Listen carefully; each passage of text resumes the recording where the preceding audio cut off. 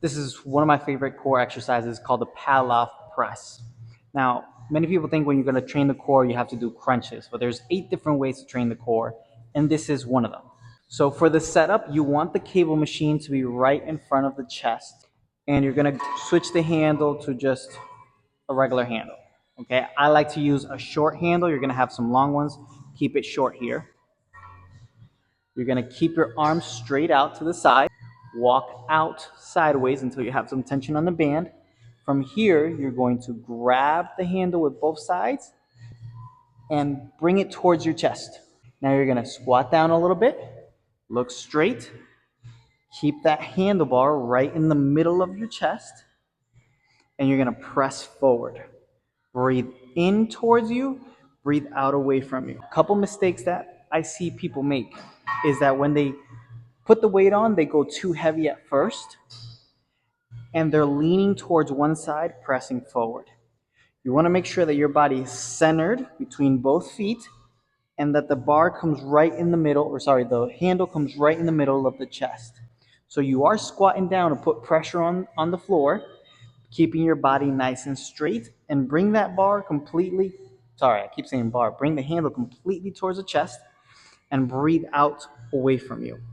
Obviously, this is where you have the most tension. This is where you have the least tension. So as you're pushing away, the exercise gets harder.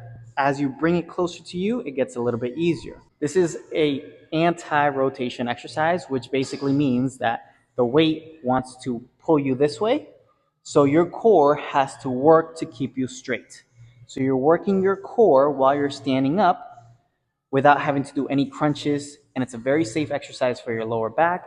It's a safe exercise for your chest, for your shoulders. It's incredible. In terms of your hand position, if you have the bottom hand be the first hand and then you over grip with the other one, most of the pull is going to be on that shoulder that's inside. If your top hand is in the bottom position and then your other hand comes here on top, now most of the pressure is going to be on the front of the shoulder. So if you're maybe a little bit stronger on one side than the other, or maybe you have shoulder pain that bothers you or anything like that, you can change your grip by having one hand at the bottom over the other, and it's going to change how much pressure it puts on the shoulders.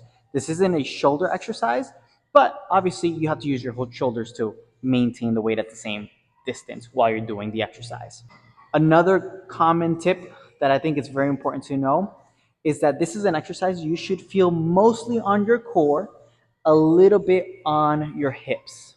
So as you're squatting down, you're pressing away, it should be 60 to 90% core, a little bit on your hips. If you feel it more on your hips, then your core, or the side of your core here, that means your hips are working harder than your core is, and that means you need to do your exercise now in one knee, because that's going to take away the hips and it's going to focus more on the core. And it's the same exact exercise. You just keep the knee closest to the machine forward as you're doing the Paloff press. Only use that one if you feel it in the hips instead of your core. And that's how you do a Paloff press.